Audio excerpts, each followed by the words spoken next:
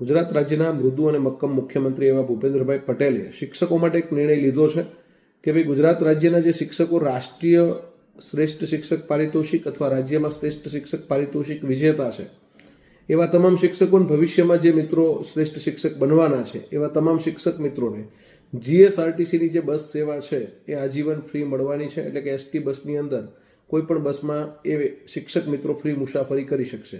એટલે ખૂબ જ આવકારદાયક નિર્ણય છે. નિર્ણયને આપણે વધાવીએ છીએ અને શિક્ષક મિત્રો માટે આવા જ નિર્ણયો લેવાતા રહે એ જરૂરી છે. પ્રાથમિક શિક્ષક મિત્રો જે છે કે જેઓ પરીક્ષા આપવા માંગે છે જીએસ ક્લાસ 2 માટે, ટીપીઓ માટે, ડીઓડીપીઓ માટે, તો આવી પરીક્ષાઓ પણ એ શિક્ષક મિત્રોને આપવા મળે એ પણ એમનું સન્માન જ ગણાશે.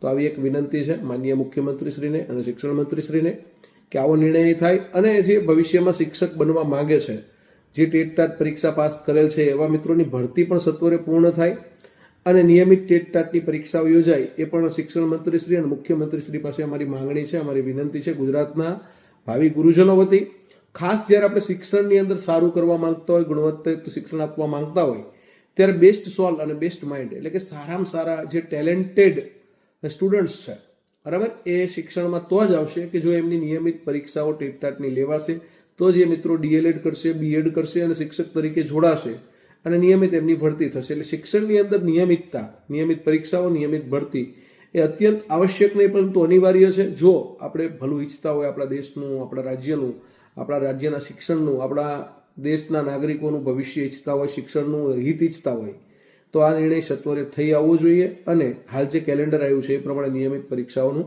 આયોજન થવું જોઈએ. જય હિન્દ, જય ભારત, જય જય ગરવી ગુજરાત.